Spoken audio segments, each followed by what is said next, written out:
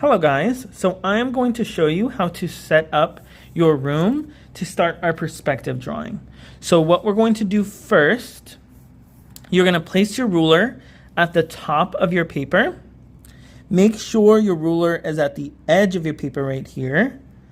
And you are going to draw two lines. You're going to draw a little mark right here at the 2.5. And you're going to draw a little mark at the 7.5. So again, you're drawing two marks at the 2.5 and at 7.5. Go ahead and do that to the top and the bottom. So again, you want to just move your ruler to the bottom right here. Go ahead and make sure it's at the edge of your paper.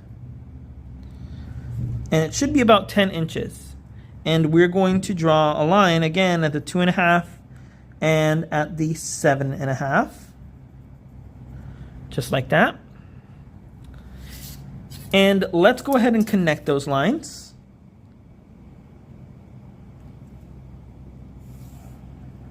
Just a line in the middle like that.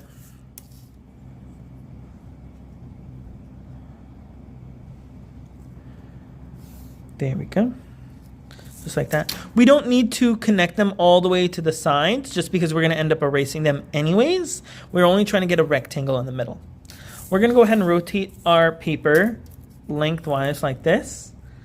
Again, place your ruler at the bottom of your paper. It should be about 8 inches. And this time we're going to draw two lines again, but we're going to draw two lines at the 2-inch and at the 6-inch. Just like that. We're going to do this at the bottom and the top again, just right here along the sides. So at 2-inch and 6-inch. So I'm going to place my ruler at the top. And you are drawing two lines, 2 inches and at 6 inches. Just like that. And let's go ahead and connect those two lines.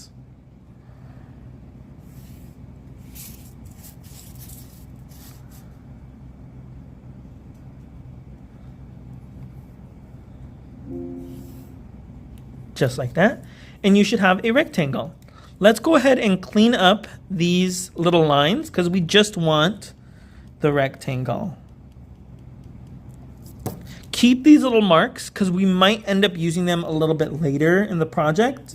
So for now, just go ahead and keep those marks. Just the little lines along the side is what we want to erase. There we go.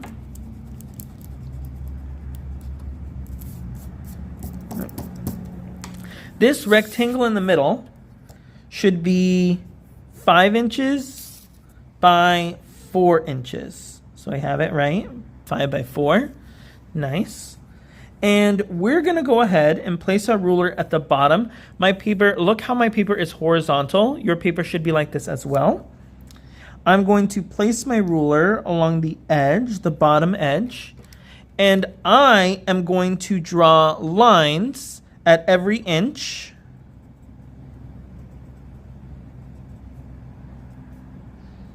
Just like that.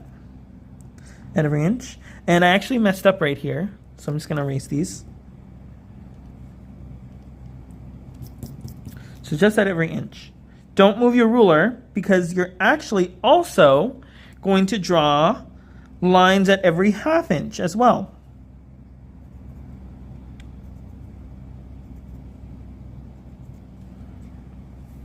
So now you have lines at every 1/2 inch.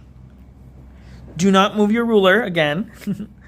You're going to go ahead and draw lines going every 1/4 of an inch.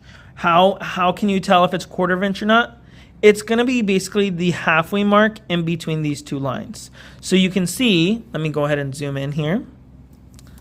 So you can see here, I drew a line at the 1 inch and the 1/2 inch. I'm going to draw a line in between these two lines, which is this long line right here. And I'm going to do the same thing as I go across. So these two lines, I'm drawing a halfway mark right here. And I'm going to keep on going along the entire edge. If you need a little bit of help figuring it out, what I like to do is I like to draw a little star on the inch marks and the 1/2 inch, including this one. just all the way up to 5. And then I'll notice there's a little bit longer lines in between these. Notice how I'm using the 16th inch. It's easier if you use the 16th inch side. The other side of the ruler is 8 inches. And it's just a little bit harder to see those lines. So I like using 16ths just because it can be a little bit more easier for me to understand. There we go. And I actually forgot one right here. So I'm going to go ahead and draw a star on all the 16ths, or not the 16ths, all the 1/4 inches. There we go. Just like that. And I'm going to go ahead and do all 4 sides of my rectangle. So I'm going to give you time to go ahead and do that. And when I come back, I'm going to have all 4 sides finished. So I am back now. And you can see I have drawn my dashes all along all 4 sides of my paper. Each one of these dashes is 6 inches, just like our grid paper that we drew our room in, where the boxes were each 6 inches. These are going to be 6 inches as well. What we're going to go ahead and do, since these are all 6 inches, you are going to figure out how tall you are and where your height is along this. So I, for example, am 5'10". So if this is 6 inches, I'm going to go ahead and essentially count until I get to 5'10".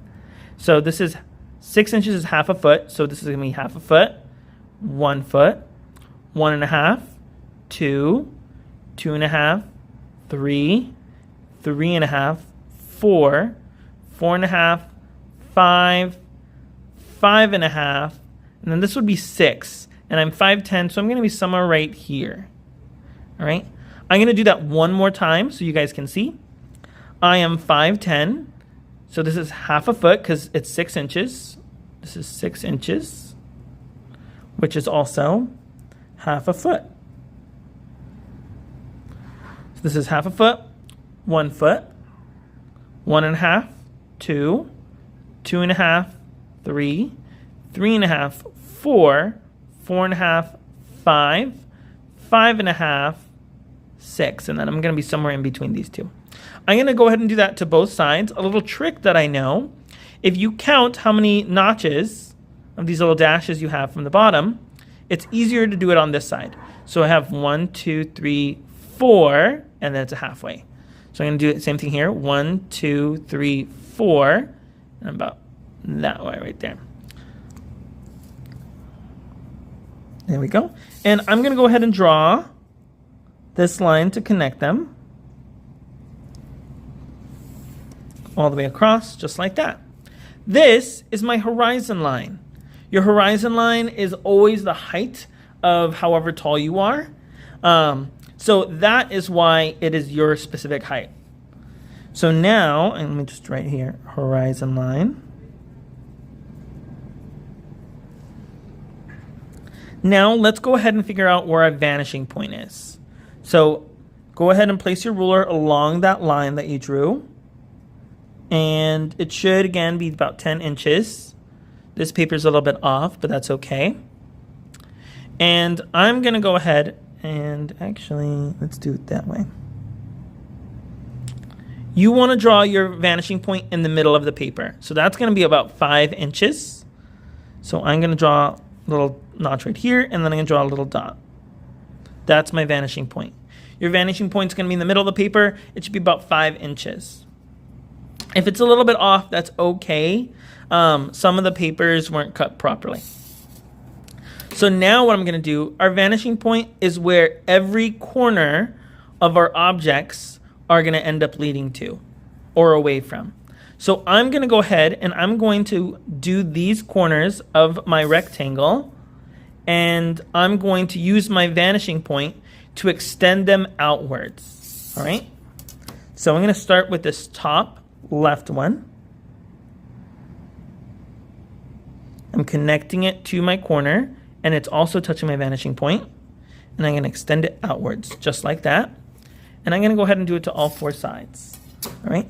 So I'm touching my ruler to my vanishing point, touching the corner of the room, and I'm going to draw it outwards. I have the top of my room now. This is the ceiling, right? So I'm not going to do the bottom. So I'm going to touch my ruler to my vanishing point. Going to touch it to the corner of my room. And I'm going to extend it outwards just like that. Let's do it one more time.